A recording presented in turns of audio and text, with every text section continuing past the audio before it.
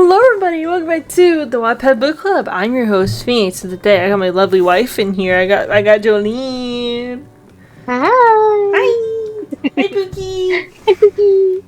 Oh my god, I missed you. I didn't get to see you last weekend and I was crushed. It's literally so tragic. I think God's trying to separate us. I know, God knew. Honestly a little heinous. God knows that we're We have too to fight powerful. now. Yeah. We're fighting God now, is that what you said? Yeah, we have to fight God. Shit. I don't know if I'm ready for that, but I'll do it for you. I'm definitely gonna die in the process, though. No! Honorary sacrifice. I'll die. No, not if I die first. No! If you die, I die. If you die before me, I'm gonna kill you.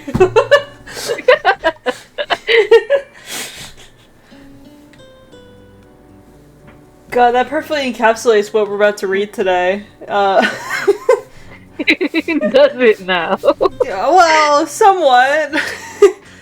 Today, last episode with Joline, we spun the wheel and it landed on Danganronpa V3 ships because we knew we wanted to read something with them, but we didn't know what. So we said that we would brainstorm it and come up with some suggestions. And Joline, you kind of forgot about it. You didn't suggest anything. I did not. I'm guilty of that. I couldn't think. There's too many of those characters. Dude, deadass, I had to, pull up a chart that apparently went over, here are the pairings, and then here's how many ships there are with these pairings, and they drew little lines, and the line would represent how many fanfictions there were. But when I tell you that Kokichi and Suichi had the most fanfictions... Oh yeah, I'm not surprised at all. Yeah. I was like, damn, that shit crazy! It was 50 plus. 50,000 plus. Not just 50, not 50 words. That'd be crazy. Just only 50? Really? I don't know if they just did AO3 numbers or if they also did multiple sources, but yeah, it's 50k plus for that one. Crazy. I like how, despite how that one has the most, we chose a different one. We went a different route. Yeah. Literally, I looked at it and I'm like, what would be interesting? I did, the honorable mention, I did find a Miyu and Kaede one, but then I looked at it and I'm like, damn, this shit's gonna be 7.5 hours long for estimated reading, so that means it's gonna be 15 hours if we do it, and that's gonna be really stupidly long. And I don't know if I can do that. So I found this one instead. Yeah, gotcha. That is. Yeah. Oh, sorry, I was looking at the damn. Oh my god, what? I can't even think. I looked up Kokichi and Shuichi. Yeah. And similar to the ones that I'm finding, they're only a couple minutes of reading time. Yeah, on Wattpad, it's it's either that or lemons, and I was like, yeah, I'm not reading no lemons. There's a lot of lemons on Wattpad. AO3 is probably more refined in their taste. But yeah, like I said, I found a chart, a web of pairings, and I picked out this pairing. It's pretty popular. It's Maki and Kaito. So, God, I love them. They're so good. They're so cute. They're so sweet. I know you like Maki too. It's not Kaede, but Maki will do. And then Maki. Yeah, and Kaito's Kaito. So. I think this will work. I breezed. I didn't really read chapter 1. I breezed through it to see if my eyes would like it, and then I was like, okay, I can work with this. So this is what I picked.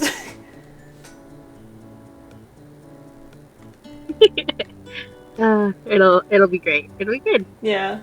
This is from Sunset 99991. Complete. I made sure to search for completed fix only. Just for you.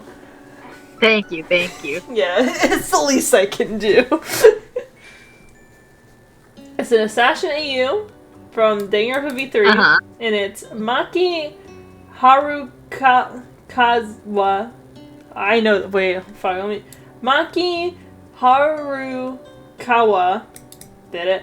Operating under the fuck. this is gonna be This interesting. is painful to watch already. Hours of Masako meets Kaito Momota, agent of the NPA, which is the National Police Agency. Unfortunately, Kaito happens to be her next target and new crush. Ooh. Ooh, shit. Alright. I can't fucking wait, dog. This is gonna be a two-parter, I can feel it. I'm sorry. I'm sorry. I scrolled down to the thing, and then I got recommended a thing with Kaito and Kokichi. Oh shit, word? Word, like for real. What's the name of it? It's called Dumb Cop, Liar Cop. Just a dumb cop, liar cop? Yeah. Hold on, I'm looking this up. I don't know if it's like a ship thing, but it's just an AU.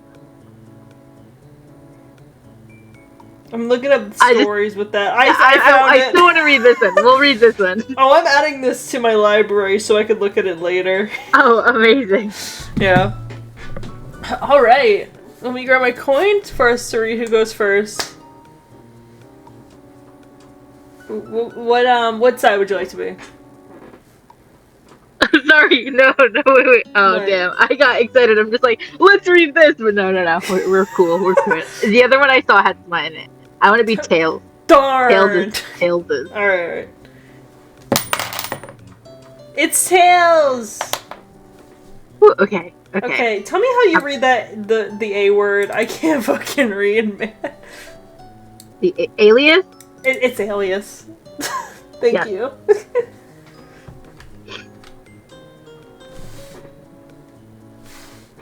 Hey, you seem a bit lost. The man forgot to finish his sentence as the knife was plunged into his chest. He dropped to the ground as a red-eyed girl leant over him. That was certainly the way to start this. Wow, what a cold open! One of the most notorious assassins in Tokyo. Maki Harukara. Fuck. You know what? I said that right. I'm just gonna. No, you said that did. right. No, you did. Okay, I just great. can't read. No, I felt super dyslexic just now. I was like, was it Waka Cow? I don't know. But anyway. She was currently off duty at the moment, but anyone who bothered to interrupt her deserved to die. The gleam of the sunset in Maki's eyes as she sat down as she was before, admiring the city from the top of an apartment complex. A smoking cigarette was in her hand as she raised it to her mouth, blowing smoke circles into the sunset. I'm sorry, I'm just imagining like a little Maki. Little Maki with a cigarette, and I just think that's so fucking funny. She's a mob boss. I just didn't see her smoking. Ding. Dear God, what was interrupting her now? Maki looked at her phone, took her phone out and grumbled. Great. Just when I thought I had a break, she mumbled, looking down at the new message. Unknown number. New job. Meet me at Kenkokuji at 11 p.m. I'll be in a black car. Paycheck is on the table. Maki swore under her breath. It was 8 p.m., and so she had at least 2 hours, not including the time to get there. Since Kenkokuji was out, must be about an hour away from here. For the love of fucking God, I just need a drink. Maki flicked the cigarette off into the seat below and went down to the bottom floor of the building. There was a bar across the street. That would do. It would at least make her forget about this garbage job, that's for sure. Maki entered and instantly became caught in the buzz, melting and blending in with all the drunk people. One drink, please. What of? Maki shook her head. She was at her lowest point. Honestly, anything will do. Just fuck me up. The bartender walked away, but her line to him must have caught the guy next to her's attention. Hey, UK? The fuck? I'm having a day. I'm sorry. No, it's okay. Maki turned to provide a sarcastic response, but stopped at what she saw. The guy who spoke to her was looking at her with a concerned expression on his face, and his appearance was unlike anything Maki had seen. His hair was the first thing that stuck out. purple spiked hair that obviously the first and most recognizable thing about him, but Maki looked at him longer and his appearance stood out more to her. His eyes were also purple, which must have been from contact or something, although Maki couldn't talk. Maki often wore contact for missions, as that was the standout point for most of her victims, and what would be what they described to the police if they got away. Then she would take them out and act innocent. Anyways, I'm Kai Mota. Kai took out his hand and offered it as a handshake when Maki noticed his jacket was hanging loose off his shoulders. Strange. She took the hand and calmly shook it, testing his strength. Surprisingly, he was gentle though Maki could feel muscles through his hand. I'm Masako. Maki always operated under an alias, even when she was with strangers and off duty. But for some reason, she felt like she could trust this guy, strange as he might be. That's a beautiful name. Maki smiled. She'd come up with the name herself and could feel a little blush rising to her cheeks, but it never happened. She taught herself to blush on command and fake smiles. Everything that would be needed for a master assassin. Are you okay with what you said earlier? You seemed a bit down. Kai's warm eyes stared at her. There it is, the unneeded concern again. Yeah, just my job sucks. Well, she wasn't lying. Maki hated her job, felt a bit disgusted at the killing innocent people part of it, which often came when she had to cover up a crime, and the awful hours were just there to torture her. Doesn't every job suck? He smiled, and Maki felt a bit lighter. What's your job then, big guy? Maki smiled. A little chit-chat would lighten the mood. NASA, Space and Research Team. Now it's Maki's turn to be surprised. You work at NASA? Sometimes. I've always wanted to go to the moon, but they've always had other more experienced employees. What do you do there, then? I try to inspire people, like a motivator. People laugh and crack up at my jokes, and as I imagine working on that complex machine must be tiring. A NASA motivator? That would explain his casual mood, as I expect people at NASA would be strict and uptight. There was one thing Maki was wondering, though. Why do you wear contacts then? Huh? He seemed to stop and look at me directly. Would you believe me that this is my normal eye color? I cracked up laughing as Maki analyzed him, dodging the question. Oh well, it wasn't her business to find out. They talked a bit more, and Maki had to leave for her job. What's your job then? To be curious. Maki had been trained to respond quickly, to take the focus and suspicion off her fake job. Babysitter, actually, but you wouldn't think I'd like kids, but who knows. With that, Maki Harukawa exited the bar, calling over a taxi with one hand. Wait! Kai ran outside the bar and stopped Maki, taking out a slip of paper and writing down on it. I thought I could give you my number. I know you're late to your babysitting thing, but if you ever needed a talk line tonight, here it is. Tonight was nice. Maki smiled and entered the taxi. Okay, you're on, space boy. I don't know, calling kind of a space boy is really funny to me. Oh my god, Mukuro? Sorry, that was the first word I saw in the next paragraph. I got so excited. Gotcha. Also, for some reason, Maki calling Kaito a space boy reminded me of that dumb meme from back in the day from Invader Zim, I think, where he just goes, "What's the matter? Scared of beans, space boy?" Okay, I'm so fucking excited, dog. Mukuro Ikusawa! That's my baby! Oh, like fucking Kokichi, of course it's fucking Kokichi. I hate this chapter already. No, don't tell Sage. What was Sage thing?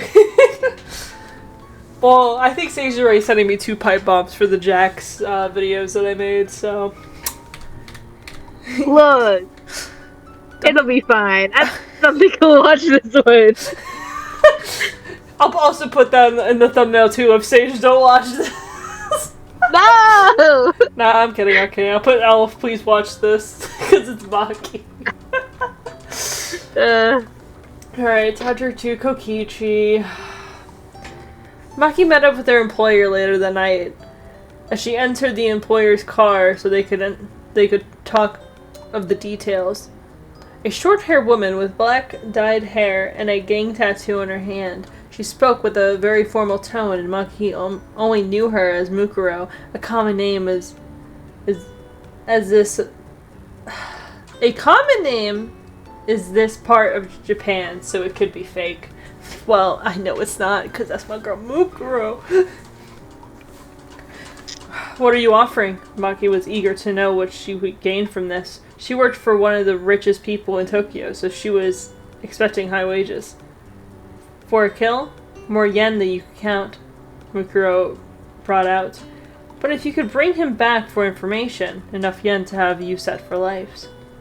Set for life? Now that was something she needed. After all, she was working to get her orphanage out of debt. She needed that money. Deal. Who's the target? Mukuro pulled out a slightly crumpled paper from her pocket. Kaito Momoto, one of the most trusted agents in the NPA. Maki took out the paper. It had all the subject's details except... Do you have a photo of him? No, unfortunately. We only recover his details from a high-secure database. But it has his home address if it could be enough for you. You're one of the best assassins in Tokyo, after all. I expect you to get this done in a week. Maki walked off, hiding the information inside of her coat pocket. She could take this day off and then maybe work on her target tomorrow. This mission was essential and she needed to succeed. For herself and her orphanage. Kaito Momota got into a taxi back to his house. Well, to call it a house would be a huge understatement. You wouldn't think that being an FDA agent paid well, but obviously it was wrong. Of course, it wasn't just for him. Suichi! Suichi! Oh my god, they were roommates. They're roommates. Oh shit. Suichi rushed out of the hallway as he entered the front door. What's the matter with you, Suichi? Kaito said as he got pummeled into a hug from his sidekick. Yeah, they fucking. Sorry. Suichi's a horror agent in training. Nothing, just Suichi looked up at Kaito. As Kaito saw his face was full with tears. Oh god, what's he crying about? Poor baby. Poor baby. Hey, what's up? Kaito comforted Suichi as Rentaro walked out. Damn. Rentaro. Damn. Seiji will love this. Kokichi and Rentaro are in this? Rentaro and Suichi were the two agents who lived here with Kaito. They were assigned to one house so the agency wouldn't have to pay them as much, and 3 people staying in a house was less suspicious than one. Suichi was Kaito's apprentice, even though they were around the same age. Rentaro was Kaito's partner for cases, and the bad cop for Kaito's good. Okay. Oh my god, it's just like that fucking fic thing you found! Good cop, what was it, bad cop, stupid cop? Yeah, it was like dumb cop, I don't know, something like that. Yeah. Oh, I just realized we could be voice acting this entire time. I'm not doing nothing. I just make Kaito sound like the dumbass that I made him in V3. I was worried because me and Rentaro saw that building you got infiltrated by a serial killer. Suichi slowly looked over Kaito and invited him to sit down on the couch with him and Rentaro. Yeah, we were both worried. You had a case or something there. Rentaro smiled and turned on the TV. The infiltrated building was the first thing they saw on TV. Oh, I was out of there before it happened. I was actually having a drink across the road from there. Kaito's eyes narrowed at the news pop up. Something seemed off. Wait, Kaito paused the TV as Rentaro and Suichi looked at him. Why would a serial killer infiltrate a building for no real purpose? is a serial killer. That's what they do. No, look at the reports. They knocked out all the cameras and then killed most of the people from the level 1 to the roof? That doesn't seem right about that. Just play the TV, Kaito. Kaito sighed and pressed play, slowly drifting off to sleep on the edge of the couch. Shouldn't you be watching that? Don't you want to know? I guess not. And he's like, oh, this fucking new shit is boring, and then fell asleep on the couch. As soon as Maki woke up, she went to help the orphanage fix the fence outside. It was the least she could do for everything that they had done for her. Yawn. I'm getting bored, Maki roll. You'll have to keep up. Oh my god, this little fucker.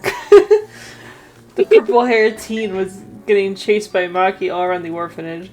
Maki cornered the teen by the side fence and held him by his throat. Give me back that paper. Oh, I know how to pronounce his last name. Oma. It's Oma. Oma Kokichi was the bane of Maki's existence. But unfortunately, since he also worked at the orphanage, she had to see him every day. She knew him since they were both babies, and since neither of them were adopted, they had spent every day together. They both ended up working at the orphanage as a part-time job, and Maki was sick of him. Damn. Canon in this book. No one likes Kokichi enough to adopt him. Crazy. Don't let Stadia hear that. Did you hear that, Sage? No one likes your boy enough. Terrible. Tell me what it's for. Oh, Oma held that paper behind his back. No, give it here. Aw, Makiro is shy. Oma knew he had a nerve when Maki's death stared him, but he didn't care. He wasn't supposed to, right? Maki threw him to the ground and tackled the paper out of his hand. Unfortunately, in the scruffle, some of the paper was ripped, leaving Maki with half the paper. Oops! Kokichi held the other part of the paper and let it flew into the wind while he giggled. Maki stared. Did he think this was a fucking joke? I swear to God, Kokichi, she didn't finish her anger-fueled rage at Kokichi because at that moment the bell for the outside break, where all the kids in the orphanage stumbled outside for their break. Maki got up from the ground, dusted herself off, and put her remaining piece of information into her pocket. The damage was done. She had lost her information on her target, including his cell phone number, address, and blood type. Why would you need the blood type as an assassin? She heard inside. What if body double? Oh, you right. I don't know. I was just saying so. I'm like, shit, you spitting. And you're like, actually, I love misinformation. She heard inside and texted Mukuro. Hey, I lost my target's address and phone number. It might be hard to get that information again. We printed out copies at the time, but didn't keep it digital. For what I remember, the copies are stored in warehouse 067. Thanks. And immediately in the comments is 6, 7. 6, 7? 6, 7. 6, 7. Ah. Terrible. I'm such a Tell Honey not to watch this either. I'm sorry, what? No, Honey hates 6, 7. Oh, I'm sorry, honey. We're sorry. I'm not actually sorry, but you know, I'm gonna pretend. I'm sorry. I will do it again. Exactly. Chapter 3. Luminary of the Stars. 2:01 a.m. Maki arrived at the warehouse as usual. It was empty. She hated the warehouses in general, but this one was worse situated. It was all the way in the countryside, making the drive from the city to the warehouse take at least 5 hours, at least. And it wasn't under Mukuru's control. Mukuru was part of the small gang in the city, where crime had to be more secretive, but in the outback, gangs run wild. Maki only had access to this location because Mukuru was related to one of the mafia bosses who claimed this area. Speak of the devil. Ding! A huge widespread TV in the center of the warehouse lit up. The warehouse was barren aside from that. The lights on the warehouse turned on as her face was on the TV. Oh, you must be the girl Mercuro told me about. Maki heard of the mafia boss, but she didn't expect the first impression to be a blonde, tired 20-year-old in her PJs on the widespread TV. She was also eating chips, which didn't really help. Yeah, your papers or whatnot are over there. I'll hold back from killing you today. The girl pointed at the left of the screen, with a few stacks of papers containing Kaito's information. She took two, just in case, and headed back. Wait, I'm sorry, was that fucking Junko?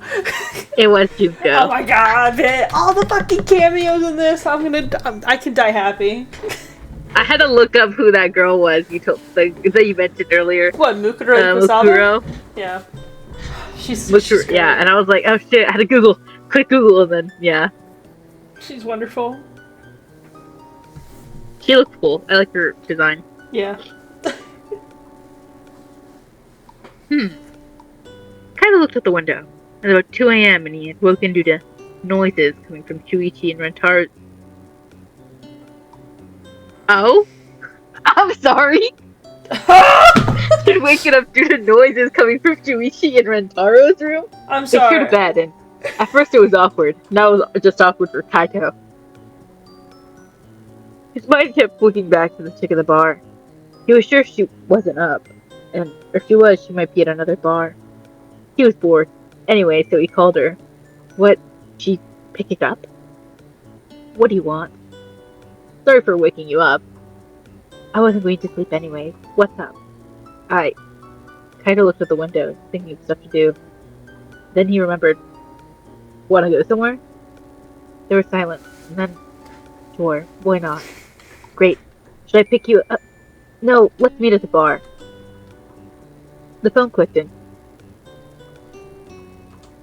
Kaito realized he must have hung up. Ding! It was a message from Masako. 3 a.m. Same bar as last time. God, she seemed stressed. Kaito thought to himself. Maybe it's because she was sober. Or maybe her work really was stressing her out. Kaito brought along a 6-pack of beer as he drove to the pub. Yeah, bring your own beer to a bar is crazy. You know what? It'd be like that, I guess. I don't know. That's like going to a restaurant and bring your own food, dog. Like...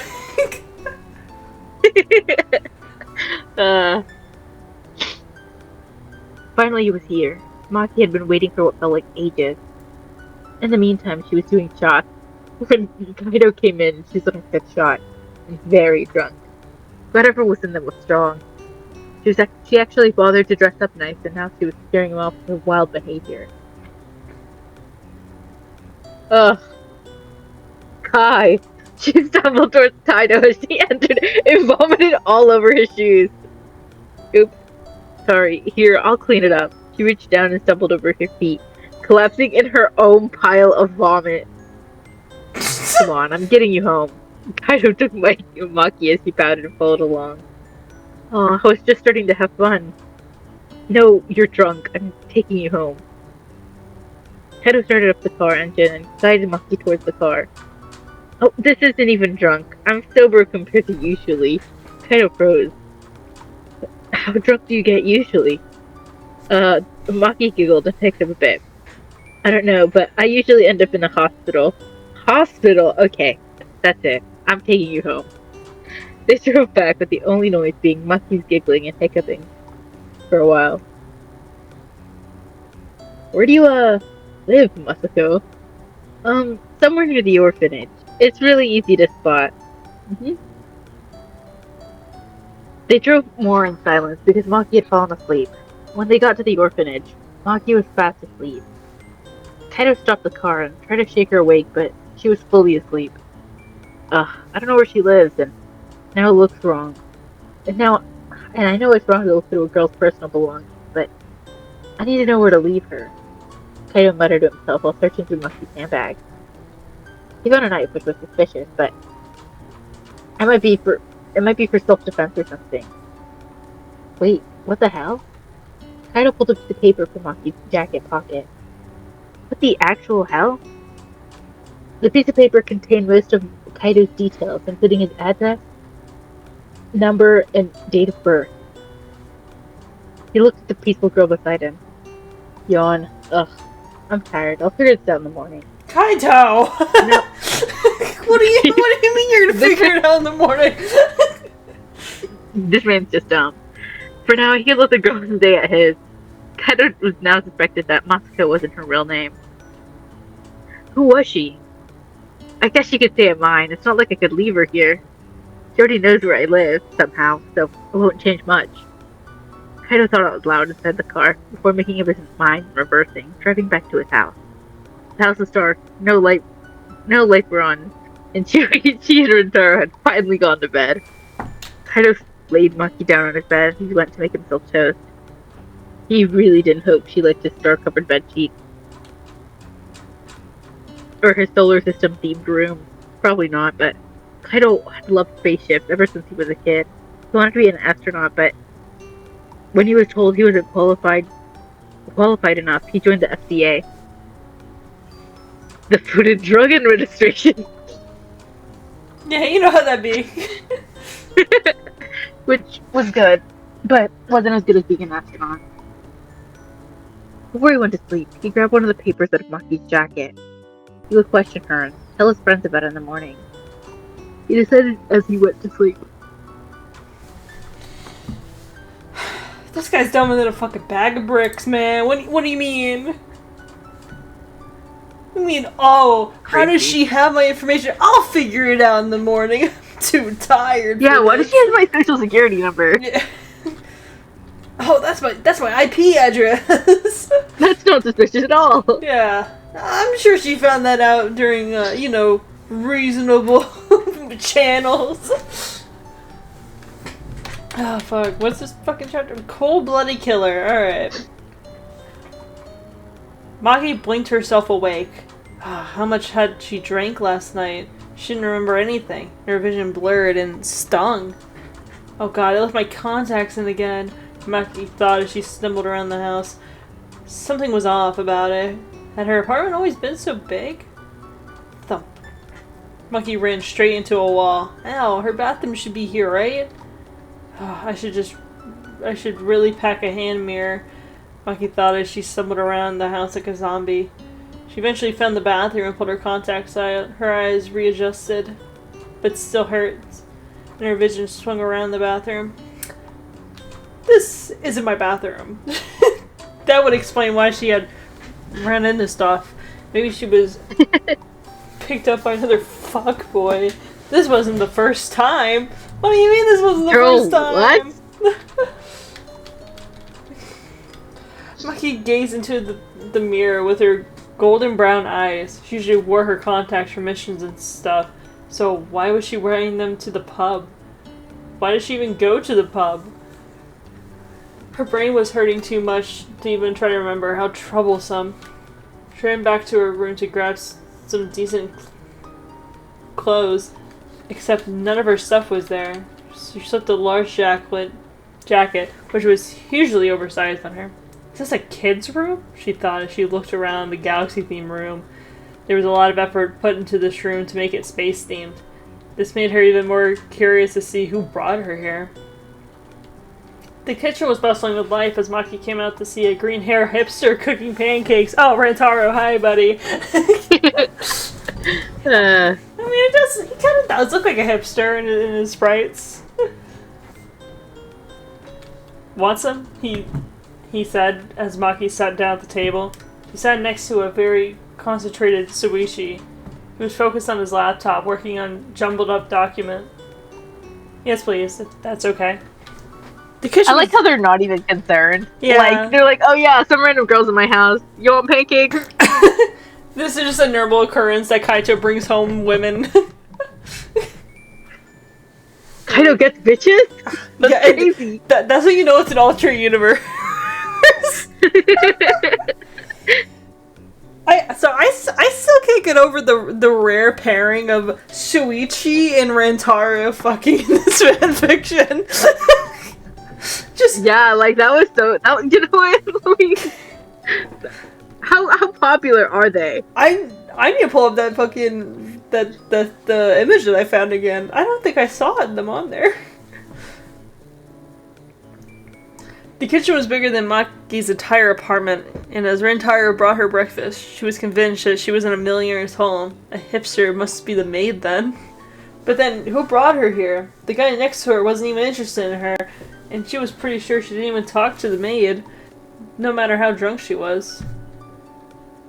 Who lives here? She asked. Rentaro and Suichi shared a look, only a glance, but Maki knew better than to underestimate people. Me and Suichi, the hipster replied. No, there must be someone else. Who brought me here? Friend. But he had to leave last night, she replied. Now that was definitely suspicious. Do they know me? Maki thought. No, they can't. That's stupid. Who was that? She was onto them. The hipster sighed and headed over to her. He had a taser? Wait, what? Huh? Oh, I think Kaito told them. I mean, yeah. Oopsies. I feel like at least he's being reasonable. Yeah. Who was... Oh, wait. Suichi stood at the side, preventing Maki from escaping. Hey, what are you doing? Maki was angry and felt like a trapped animal. What do you want? She said with the most threatening tone. She didn't have a weapon, and even using her fist would get the hipster to tase her. I'll play along with your game now, but you all will die, Maki thought to herself as Rentaro smirked. I know why you're here. You can stop the act now. Rentaro wasn't even fazed by her. Answer me first. Who are you people, and why am I here? I'm Rentaro Amami. You might know my name, or at least my last name. Maki blinked. Who? She didn't recognize the name at all. Amami? Confused? For some reason, Maki's confusion must have made Rentaro angry. You disgust me. He pulled out an ID card, but it wasn't his. It was a 14-year-old girl. She was smiling happily in her ID photo. Maki then looked at the name. Ayaka Amami, Rentaro said. His voice was deepened and his hands were shaking. His eyes darkened as he glared at Maki. Do you even know who this is? His voice shook as his loud voice made Maki step back. She faintly remembered someone like this. Maki stalked her target with a bird's eye. It was a 56-year-old man with a bald spot. She wasn't really confident if she could kill old people, but when she learned what he did, she offered to do it for free. He was on a train with Maki across from him. The compartment was locked from the inside. Maki made sure of it. There was only 3 other people in the compartment. A green-haired girl, her brother, and a teenager who was on her phone scrolling through Instagram. It was time to strike. She couldn't have any witnesses, though. Maki had learned that most assassins take any victims with them, but she wasn't comfortable with that. The man, who was actually a serial killer and serial predator in disguise, came closer to Maki. He started talking to her, rubbing his arms accidentally against hers, and she hated it. Then he accidentally grabbed her breast. She couldn't wait until the next stop to kill him. She tried to stab his chest, but his arm was in the way. Everyone in the compartment was screaming. Then everything turned black. They were in a tunnel, and as Maki lost sight of her target, she heard a scream from her left. They made it out of the tunnel, and Maki saw a horrible sight. The green-haired girl was being held by the neck by the serial killer. The boy was knocked to the ground, blood all over his face, and still slightly conscious. The teenager backed against the wall screaming. Shut it, the man yelled as the girl held her mouth and cried silently. Either you let me go and I release this girl. The girl struggled as she was slowly running out of breath, or you come near me and the girl gets it. Maki had one choice to make, the right choice. The boy yelled out loud as he could for someone bleeding to death, but she still stepped towards the killer, leaping actually at his face with a knife. When she was done and the serial killer was actually dead, she left, simply as that. The last thing she saw in the compartment was a bunch of people who wanted to get on, confused and scared. The boy was still bleeding out, and had gone unconscious from blood loss. The other girl seemed to be patching him up to the best of her abilities.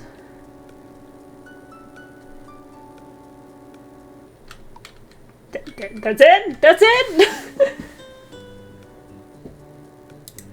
How you gonna end a chapter like that? Jail? Jail. Okay. Maki emerged from her flashback and noticed Rentaro was breathing heavily, angrily even. I'm so sorry. Shut up. Tracy tried to calm Rentaro, making him see sense, but nothing was working. Maki felt incredibly guilty. She shouldn't, though. It wasn't her fault, right? No more questioning. Rentaro triggered the taser. Electric shock ran through Maki's body, pain coming from every inch of her skin. Great. Where am I now? Maki opened her eyes and she was on the ground of a small room. The table was between her and another girl who was standing in the corner. Who the hell are you? Relax. I just need you to answer a few questions. What happened to that hipster guy? Rentaro? I like how immediately thought about Rentaro. They don't know a lot of other hipster guys. At least they know. Rentaro, he couldn't complete the questioning. He said it made him sick. I think he was talking to the girl who assisted in the murder of his sister. The girl walked over to the chair and sat down. Her blue hair was up in an unofficial bun, with bunny clips stuck to it. Sit down. Maki sat down. Also, who is this girl with the blue hair and the bunny clips? I'm fucking trying to think. I only know Sayaka and then Tsumugi that have blue hair. I don't fucking know. Who is this bitch? This better not be Tsumugi. It better not be. So, what do you know about Kaito Momota? The girl flipped out a piece of paper, the same paper Maki was using to kill her target. Answer me. The girl slammed the table, causing the paper to fly off. Just also holding a gun to Maki. This is a very good interrogation. Like, I think you're supposed to build up to this. Yeah. Look, I'm just a messenger. Those aren't mine. Whose are they then? Maki Hirokara. Oh god, I know my name is Maki. So, how? The last thing I remember from the pub was... Can I hear her? Hi. Or should she say, Kaito? Look, I wasn't gonna kill Kaito. I thought he was someone different. Just as her day couldn't possibly get any worse, Kaito entered. The emotions weren't as clear as he stood next to the bunny clipped girl. Kaito, I... Save it. No, my employer, my job, The girl clicked the gun. He said save it. We'll send you to a temporary cell for now, but no trial will happen. Murdering countless people obviously gets you executed, the blue-haired girl said, with a little ring to it. It's sticking to Maki.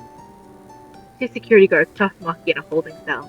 The cell was very boring, the one window for food only.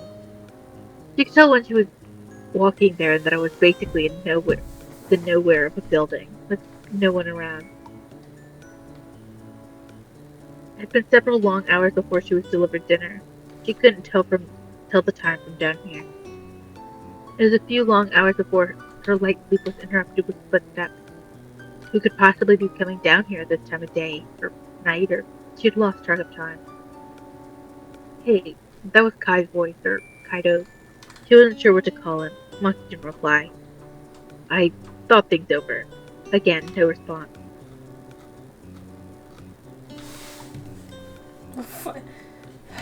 And that's the end. I'm going to jail, man.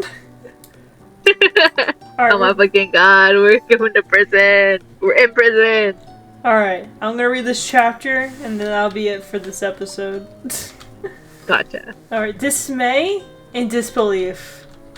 I will say, Maki's not really that good of an assassin if she got caught like this, man. Yeah, no, like, her job. Dude, she was so much of a badass at the start of it, and I'm like, damn, she really got drunk, booty called Kaito, and then immediately got captured by the FDA. I'm sorry, the FDA kills me because all I can think about is the Food and Drug Administration. Is that not what it stands for? No, it's the fucking... it's something police... association in this fic. Yeah. Wait, didn't they say it was the NPA or something? NPA. Yeah, They so keep saying FDA. That's fucking funny, man.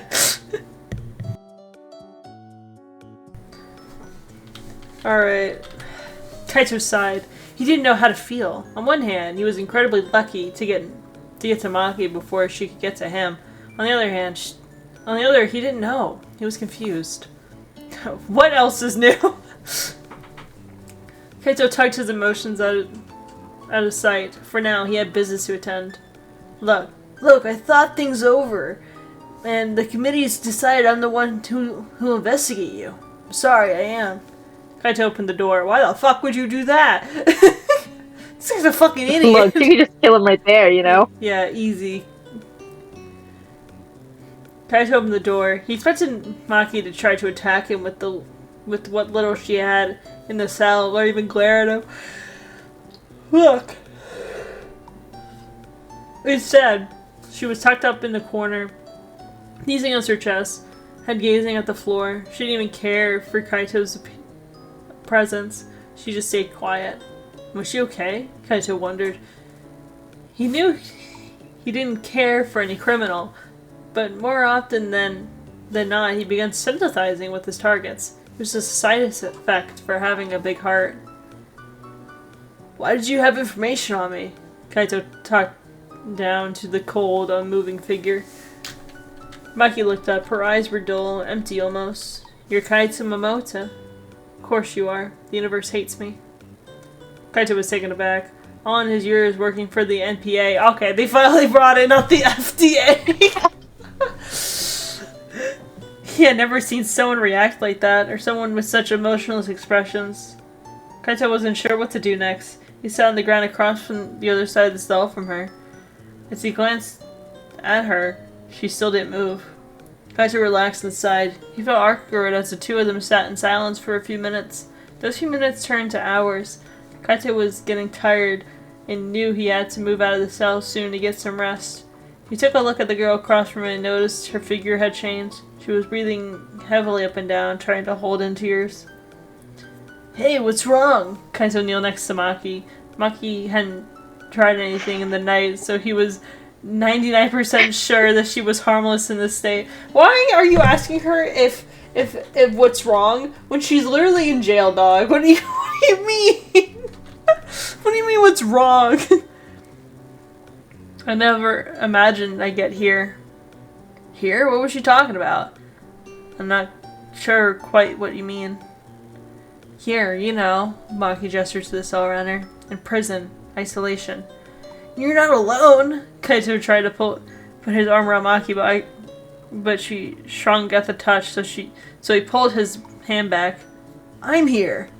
Yeah, why? Did you put her here? Asshole! I have a mission to kill you now.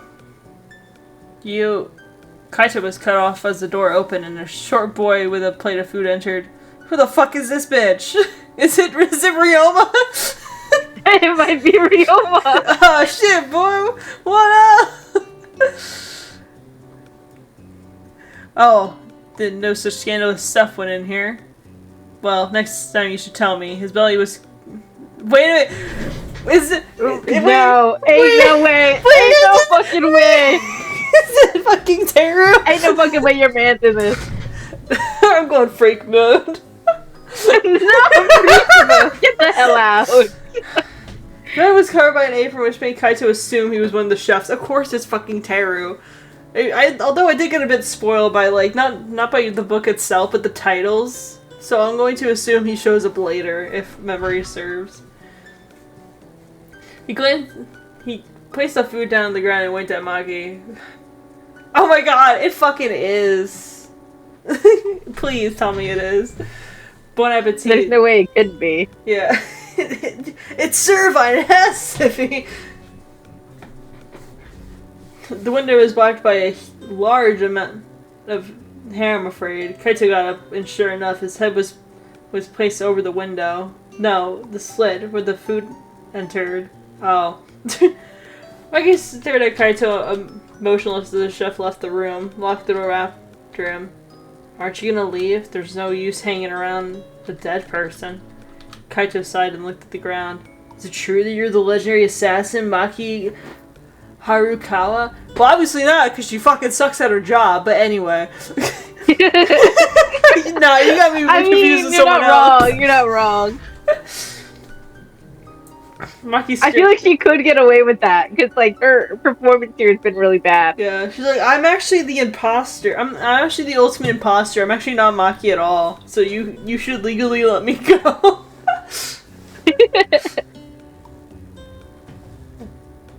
Maki stared at the ground.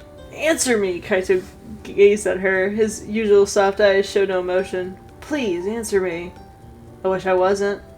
Maki's covered her head in her chest again and stopped moving. Everything but breathing. Has she really accepted her fate? Like she was going to die? Well, yeah. Kaito took one glance at Christ, man. Yeah, well, you fucking idiot. Of course you think that. Kaito took one final glance at her before leaving with the keys in his pocket. I thought I was about to be like, yeah, he left and like threw the keys down in the cell or some shit. He knew Maki might have tried to steal them. In fact, he kind of hoped. Showing that she had some fight left in her. Even if a little, but no. Maki had quietly accepted her fate. As a tone for her sin. Kaito walked up and out in the bustling office of the NPA, Tokyo. So a birdie told me that you were flirting with the sexy mass murderer. A blonde girl swirled her hair, came up to Kaito, leaning... Wait, is this fucking Miyu? Oh, it's Kaede! It's Kaede? It's Kaede! Ain't no fuck... No, not my Kaede! A blonde girl swirling her hair came up to Kaito, leaning on some furniture. She started the conversation. Kaede, I'm not in the mood. Kaede pouted.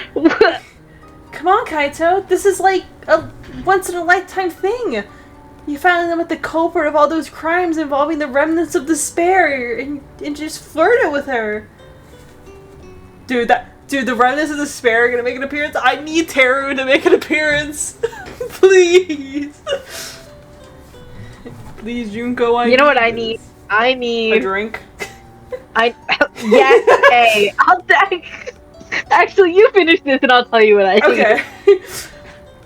Kaito frowned. I'm sure she's not in Center, but even a part of it. Center was the gang that had been Kaito's starting case for the NPA. Kaede had been chosen to work with him, investigating a series of murders and death threats supposedly made by the remnants of despair, as there was graffiti and blood at every murder site labeling the organization. Sometimes there was a paragraph about the existence of life and how hope was meaningless. Despair! Kaito and Kaede never finished that case, as the murders were getting too big and too out of hand to let newbies take care of it. Well, fucking hire a bigger fucking case, Bill. Dude, oh my... These people suck at their jobs. I know. Everyone sucks at their job. The case slowly drifted out of people's sight as the killing started getting less and less. The last killing was a month ago. So you need to fucking investigate. Holy shit. Yeah, Maki's definitely a part of the remnants of despair. Shuichi approached the two, joining the conversation. Samugi approved it. Oh, fuck. Ew. Oh, I hate that bitch. I hate that fucking bitch. Samugi was the second in command in the organization? Oh, I can't do this. Left in charge after the legendary Kirigiri went on vacation. Oh my god, Kyoko Kirigiri. Oh, Kaito sighed. He was sure that Maki wouldn't write those despair-induced quotes and paragraphs, but he had learned something that he could see through people's masks, that they were as thick as cardboard, and Maki seemed to even be hiding from herself, so Kaito wasn't sure, and those dead inside eyes. Shuichi and Kaede were still gossiping. I bet she's the leader of the remnants of despair. Shuichi cut through her words. No, that's wrong! Kaede stood and looked at Shuichi with a worried glance. I mean, you forgot to include the fact that her organization must have thousands of members. Wouldn't they just break her out?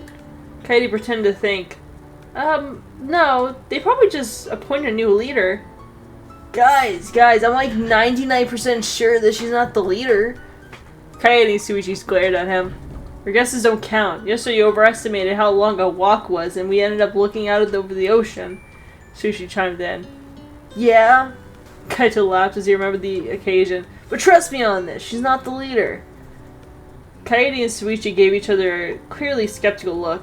Yeah, sure, Suichi said. As you heard this, Kaede joined in. Yeah, of course, we would never doubt you, Kaito, she replied. Man, all these bitches suck at their jobs, dog. Oh, I can't wait to read this next paragraph, man. About the remnants of despair. But that'll be next time. Okay, I need to know. What's going through your head? Oh, look. At this point, look. I'm like genuinely displeased. I'm so sorry. I thought this was gonna be good. Like, at that point, just, you know, we're gonna have Kaede. We gotta have. Look, this can be redeemed by Kaede sneaking in the dungeon, meeting Maki, seeing Maki, being like, you know what? Shit. Oh well. And then she steals the keys from Kaito. And then her and Maki run off, and they, you know, live happily ever after, killing people and doing shit. Damn, you know? I should have found a fic about Kaede. No. Okay, wait. Kaede lives to pursue her classical career, and Maki continues killing people, and with the money, but she doesn't like. She gets paid hella, and she doesn't do like low profile killing innocent type shit. She kills corrupt people for money, and she uses the money to fuel Kaede's career, and they get married. And the end. Is that your headcanon of how this book turns out if it's not okay? Look, no, that's what would redeem this for me. I'm so sorry. I thought this was gonna be They make Maki so meek, and I'm just like, that was so simple to get her like off her guard. I was like, what? No build or nothing. I know. I'm like, damn, they fucking cornered real fast. So much for Ultimate Assassin over here. Yeah. Oh. Damn, what's the regular assassin like? They're like, oh shit, hey, you over there, I'm gonna stab you on March 17th, 2027. They're like, huh? Like, not even, they're like warned in advance. Shout across the street at someone, hey you, I'm gonna stab you in 12 hours, be ready. Jesus. That's crazy. What the fuck? Dude, this book better have the best fucking ending in the world, or so help me. I will say, it's been a hot minute since I've seen some of these, like, Danganronpa V3 characters, and, like, the second people, too. So, like, I'm appreciating the cameos in this. I know you appreciate seeing your man. Yeah, I can't believe Terror fucking popped in to drop off food. Fucking left. I hope it's him, but they also like I said, the title of the next one is called The Remnants of Despair, and like the whole cast of DR2 are the remnants. So I'm going to assume that Terror's not working for the fucking FDA or the fucking NPA. I'm going to assume it's Ryoma. Like maybe he make a mean like mac and cheese or something. I'm going to assume, because there's no other short boys in like DR1, so that's my headcanon. Your headcanon, no Teru. Headcanon that Teru does appear, because I feel like the remnants of the Sphere are definitely gonna make cameos. They mentioned them a couple times, so. But you know, we'll find that out later, depending on what the wheel gives us. Yes, I do want to see the wheel. I hope it's Baoichi. I need a palate cleanser, man. I guess I'll change this to the Maki and Kaito. Hey, at least if we land on this again, it'll be like the last time we read that fanfiction. Yeah, it's a really quick one. Yeah, alright. So, for me, it's gonna be Baoichi in the Terra fanfiction. What are you hoping for? Oh shit, you know what? I forgot I could hope for things. Hope? Sorry, What? That took me out. I didn't expect those to be the words that like fell out of my mouth. What? I forgot I can have hope. Yeah, I like didn't even think about it. I just said it. Ugh, terrible. Anyways, Bowiji or Polytrix. Alright. That's Alright, what I hope for. Let's see. Will you feel hope or despair? Please don't say that. Despair! You're kidding. There's no way. There's no way the wheel spun too fast. It's fun for 10 seconds. Oh, for real? I like close. That's wild. I didn't even see it. I shared it with you, right? Okay. Huh? I shared the screen with you, right? Yeah. Okay, good. Definitely. I make sure I do that before I change over stuff. Are you lying to me? No. Okay, good. You got me worried. Yeah, Lena, Kaito, I'm sorry. I'm sorry you're feeling despair, but at least it gets removed, so all the other slices get bigger. There's hope now. You can hope for more Bowiji. Alright. Sorry that you felt despair. You get 5 big booms though. Boom, boom, boom. All the explosions.